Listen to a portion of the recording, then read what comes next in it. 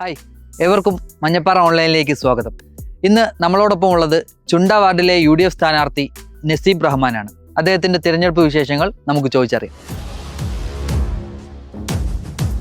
കഴിഞ്ഞ 2 പതിറ്റാണ്ടായി ചുണ്ട പ്രദേശത്തെ കോൺഗ്രസിന്റെ നിറസാന്നിധ്യമായി നിൽക്കുന്ന ആളാണ് നസീബ് റഹ്മാൻ. സമരമുഖങ്ങളിൽ പോലീസിന്റെ ക്രൂരമർദ്ദനങ്ങൾ ഏറ്റുവാങ്ങുമ്പോഴും ഈ നാടിന്റെ പൊതുപ്രശ്നങ്ങൾ മനസ്സിൽ സൂക്ഷിക്കുകയും പ്രതിഫലേച്ച കൂടാതെ പാർട്ടി തന്നെ ഏൽപ്പിച്ച ഉത്തരവാദിത്വങ്ങൾ ജനങ്ങൾക്ക് വേണ്ടി നിറവേറ്റുകയും ചെയ്ത വ്യക്തിയാണ് നസീബ് റഹ്മാൻ. ജീവിത പ്രശ്നങ്ങൾക്കിടയിലും സമർപ്പിത സേവനവും സത്യസന്ധതയും കൈമുതലാക്കിയാണ് ഈ ചെറുപ്പക്കാരൻ ഇപ്രാവശ്യം തിരഞ്ഞെടുപ്പ് ഗോതയിലേക്ക് ഇറങ്ങുന്നത്. ഇലക്ഷൻ പ്രചരണമൊക്കെ എങ്ങനെ പോകുന്നു? നല്ല രീതിയിൽ പോകുന്നുണ്ട്. ഓരോ വീടുകളിൽ കയറുമ്പോൾ നമ്മൾ ഇപ്പം 4ാമത്തെ റൗണ്ടാണ് ഇപ്പം ഇറങ്ങിക്കൊണ്ടിരിക്കുന്നത്. എല്ലാ വീടിലും നമ്മൾ പോയ വീടുകളിലെല്ലാം വളരെ നല്ല രീതിയിലുള്ള അഭിപ്രായമാണുള്ളത്. ഇപ്പോൾ ഈ ഇട്ടിവ ഗ്രാമപഞ്ചായത്തിൽ ഏറ്റവും കൂടുതൽ സ്ഥാനാർത്ഥികൾ മത്സരിക്കുന്ന ഒരു വാർഡാണ് ചുണ്ട വാർഡ്. അപ്പോൾ ഇവിടുത്തെ മത്സരത്തെ എങ്ങനെ നോക്കി കാണുന്നു? മത്സരത്തെ നോക്കുകയാണെന്ന് പറയുന്നത് UDFന്റെ ഉറച്ച ഒരു കോട്ടയാണ് ചുണ്ട. ചുണ്ടയെ സംബന്ധിച്ചോളം കോൺഗ്രസിന്റെ പ്രവർത്തകർ ഏറ്റവും കൂടുതലുള്ള ഒരു വാർഡാണ് ചുണ്ട.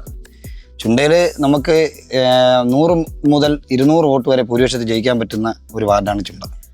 ചുണ്ടയെ സംബന്ധിച്ചോളം നമുക്ക് എതിരായിട്ട് ഇപ്പോൾ 2-3 പാർട്ടിക്കാർ നിൽക്കുന്നുണ്ട്. അത് നമ്മളെ തോൽപ്പിക്കുക എന്ന ലക്ഷ്യത്തോടെ നിൽക്കുകയാണെങ്കിൽ പോലും നമുക്കിവിടെ ഒരു 150 വോട്ടോളം ഭൂരിപക്ഷത്തിൽ നമ്മൾ ജയിക്കും. 100% വിജയ പ്രതീക്ഷയിലാണ്.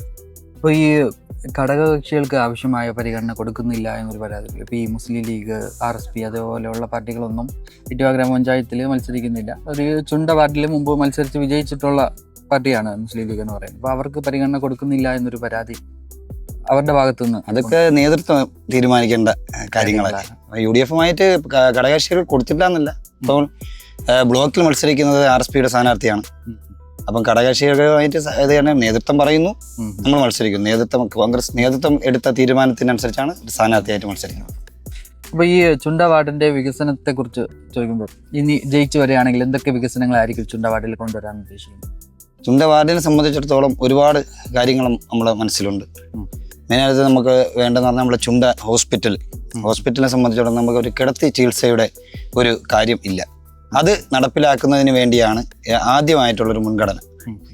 അതുപോലെ തന്നെ നമുക്ക് ഇവിടെ ഒരുപാട് റോഡുകൾ ഇപ്പോഴും ഈ ഗ്രാമങ്ങളിലേക്കുള്ള ചെറിയ റോഡുകൾ ഇപ്പോഴും ഉപയോഗമല്ലാത്ത രീതിയിൽ കിടക്കുന്നുണ്ട്. ഒരുപാട് സ്ഥലങ്ങൾ അതെല്ലാം നല്ല രീതിയിൽ അവർക്ക് വീടുകളിൽ നല്ല രീതിയിൽ വണ്ടികൾ എത്തുന്ന രീതിക്കുള്ള ഒരു സഞ്ചാരയോഗ്യമാക്കി എടുക്കാൻ വേണ്ടിയുള്ള ശ്രമം നടത്തും.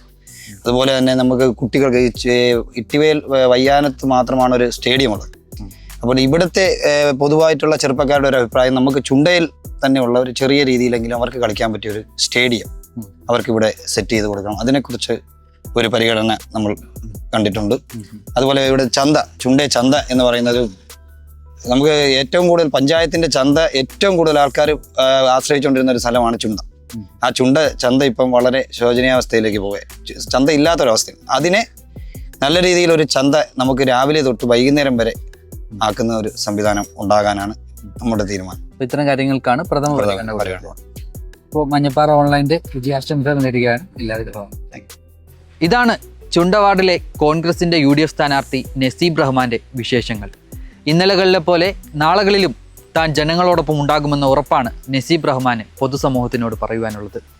അപ്പോൾ എന്തായാലും ചുണ്ട വാർഡിലെ അന്തിമ വിജയം ആരോടൊപ്പം ആയിരിക്കുമെന്ന് നമുക്ക് കാത്തിരുന്നു കാണാം.